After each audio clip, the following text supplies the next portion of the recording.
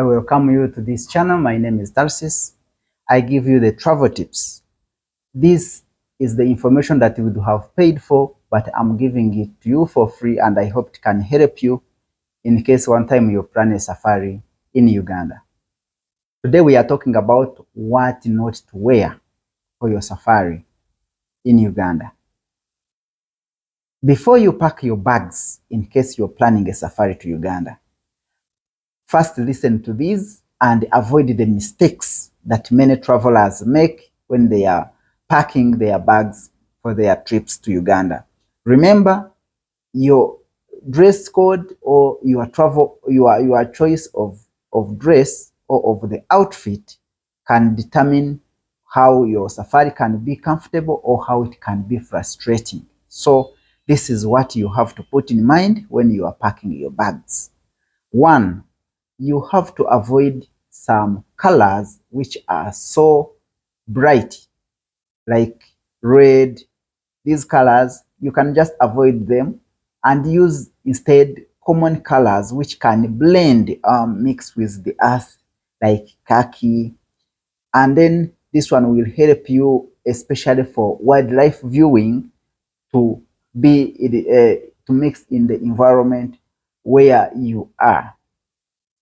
Like two things to avoid: colors which are bright, and also you can avoid the white color, because in most cases when you're having a trip, a safari, wildlife is found in to reach the wildlife you have to pass through the roads which are very dusty, especially in dry season.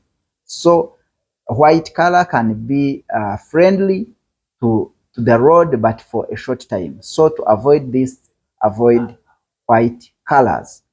Then another thing to put in mind when you are planning for your trip is about the outfit, like shoes. You don't need high heel shoes. You don't need to dress as if you are going for fashion show or fashion whatever.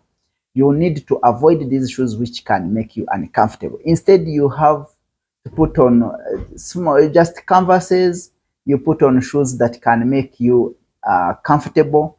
You have to put on shoes that can help you, especially on unleveled ground. And that's why we encourage boots for those who are doing hiking, like gorilla trekking and more.